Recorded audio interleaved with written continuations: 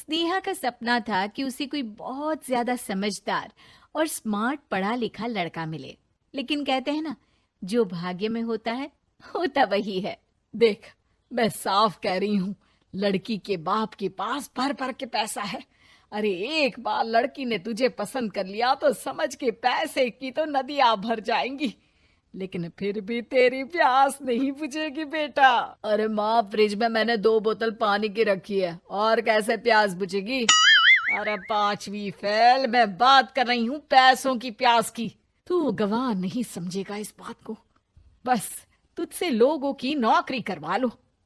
वो क्या है ना आशीष की माँ, वो सीधा है, और जिसे तू लोगों की नौकरी बोल रही है ना, वो आशीष का प्यार है अपने लोगों के लिए, जिनसे वो प्यार करता है या जिनसे जुड़ा हुआ है वो। अरे जमाना नहीं रहा वो। अरे आज की डेट में तो ना बेटा माँ का है, ना ही पति पत्नी का। कैसी बात कर रही है माँ? चाहे दुनिया यहाँ की वहाँ क्यों ना हो जाए, मैं आपके बिना नहीं रह सकता, ना ही मैं आपको कभी धोखा दे सकता हूँ। अरे हाँ, ठीक है ठीक है। देख, लड़की को पढ़ा लिखा लड़का चाहिए तो वहां चुप रहना। जबान खोलेगा तो पता चल जाएगा कि 5वीं पास है। अरे तो पढ़ा देती ना आगे। माना सौतेली माँ हो, लेकिन दहेज की लालच तो अपने बेटे जैसी ही रख रही हो। पापा ऐसा मत बोलिए ना माँ को, वो मेरी माँ है, मैं उनसे बहुत प्यार करता हूँ। अच्छा अच्छा बेटा, कुछ नहीं कहता, बस तैयार हो जा, चलते हैं और देखते हैं कि कौन है लड़की और क्या चाहती है। सभी मिलकर लड़की देखने जाते हैं, जहाँ स्नेहा आशीष को देखकर ही इम्प्रेस हो जाती है। वाह, कितना हैंडसम है, काश इससे मेरी शादी हो जाती। लेकिन पता नहीं कितना पढ़ा लिखा है। स्नेहा, लड़का बहुत अच्छा है, बेचारी की माँ दूसरी है, लेकिन देख रही है ना, हीरा भी इतना चमकीला नहीं होगा जितना कि ये। स्नेहा को समझ नहीं आता कि वो क्या करे। वो आशीष से मिलती है, उसकी सादगी, उसकी बातें उसे भा जाती है। मैंने नहीं सोचा था कि इतना पढ़ा लिखा लड़का मुझे मिलेगा।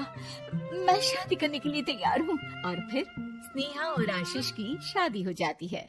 शादी के बाद सासू माँ कहती है, अरे बेटा, वो तेरे जेवर मुझे दे दे, मैं संभाल कर रख दूंगी। स्नेहा, जो कि खुद भी एक समझदार लड़की थी, नहीं नहीं, मैं अपने जेवर नहीं दूंगी।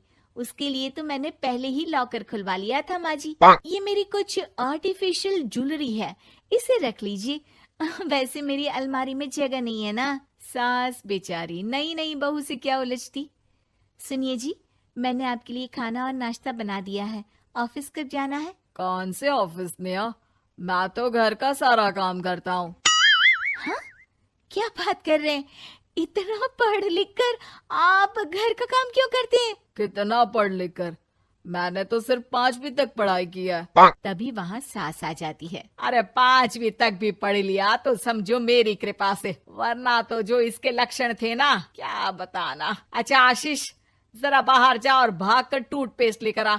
सुबह से मंजन नहीं किया। और हाँ, फिर जाकर दुकान की सफाई कर देना। तेरा छोटा भाई दुकान पर जाने को तैयार हो रहा है। स्नेहा ये सब सुनकर हैरान रह जाती है। वो सोचती है कि आखिर उससे क्या गलती हो गई जो उसके साथ ऐसा हुआ। आशीष स्नेहा के पास जाता है। सुनो, तुमको तो मैंने पहली मुलाकात में ही बताया था कि। स्नेहा आशीष की बात ही नहीं सुनना चाहती है। वो जोर से चिल्लाती है, चुप रहो बिल्कुल, गंवार कहीं के।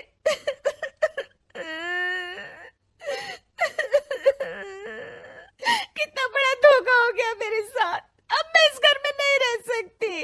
प्लीज ऐसी बात मत करो, मेरी पत्नी हो तुम, जैसे बोलोगी मैं वैसा करूंगा। मैं कोशिश करूंगा बाहर जाकर कोई काम ढूंढ लूं, पर प्लीज मत जाओ।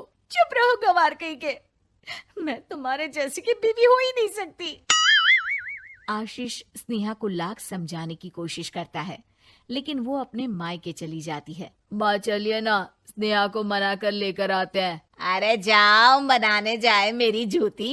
इतना घमंड, जैसे कलेक्टर हो कहीं की महारानी। अरे मैं तो तुझे कहूंगी कि तू भी भूल जा, हमने नहीं भगाया, खुद ही तो गई है। माँ वो बीवी है मेरी, मैं प्यार करता हूँ उससे, मैं जा रहा हूँ उसे लेने। वहीं स्नेहा के घर पर, माँ वो तो कुछ काम ही नहीं करता, घर का नौकर है, 5वीं पास। मैं नहीं रह सकती ऐसे आदमी के साथ माँ। बेटा वो लड़का बहुत अच्छा है, उसकी तारीफ मैंने हर किसी से सुनी है। तेरा पति है, अब तक एक गलत माँ के साथ रह रहा था, तू संवारेगी तो संवर जाएगा। तभी वहाँ आशीष आ जाता है। मुझे माफ कर दो स्नेहा, पर प्लीज मुझे छोड़कर मत जाओ। मेरी माँ के जाने के बाद मुझे तुम्ही से सारी उम्मीद है। तुम जैसा कहोगी मैं करूँगा, पर प्लीज मेरे साथ रहो। सबके समझाने बुझाने के बाद स्नेहा आशीष के साथ घर आ जाती है। आ गई महारानी, अब आई हो और सच्चाई भी पता चल गई है, तो थोड़ा तमीज से पति के साथ घर देख, रसोई संभाल और हम सबकी सेवा कर। देखो, मैं अब इस घर में बंटवारा चाहती हूँ। जो मेरे पति का हिस्सा है वो उसे मिले और वो आज से कोई काम नहीं करेंगे। हिस्सा ले लो, लेकिन कमाओगे क्या, खाओगे क्या, धूल मिट्टी। अरे तेरा पति किसी काम का नहीं है, वो तो मेरा बेटा कमा रहा है तो 2 रोटी मिल जाती है इसे। तभी वहाँ स्नेहा के ससुर आ जाते हैं। मैंने एक बंद फैक्ट्री को पहले ही आशीष के नाम कर दिया है और घर के 2 तल्ले में 1 तल्ला ले लो। मैं तो आशीष के पास रहूंगा, वकील थोड़ी देर में आता ही होगा। अरे जाओ जाओ, 2 दिन में भूख से तड़प कर सब वापस आ जाओगे। बढ़िया आई बहू बेटे वाली। फिर क्या था, स्नेहा आशीष के साथ मिलकर बंद फैक्ट्री को खोलती है और मन लगाकर काम करती है। दोनों की मेहनत रंग लाती है और आशीष अपनी मेहनत से एक सफल बिजनेसमैन बन जाता है। लेकिन एक दिन, अरे बहू बेटा आशीष, मुझे माफ कर दो, मैं भी अब तुम लोगों के साथ रहना चाहती हूँ। इस कमबख्त ने तो दुकान का बेड़ा गर्क कर दिया। वो तो आशीष था जो सारा दुकान का काम संभालता था। बेटा हमारे पास तो अब खाने को भी नहीं बचा। माँ जी, इसे कर्म के फल कहते हैं। खैर, खाना है तो आपको और आपके बेटे को काम करना पड़ेगा, समझी?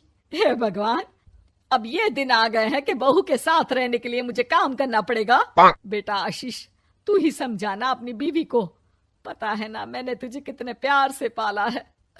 हाँ माँ, वो तो ऐसे ही बोल रही है आपको। अरे घर में कामकाज के लिए बहुत सारे नौकर चाकर है, आप आराम से रहिए माँ। स्नेहा आशीष का अच्छा और सरल सच्चा व्यवहार देखकर मन ही मन सोचती है, मेरा पति गवार ही सही, लेकिन दुनिया का सबसे अच्छा इंसान है।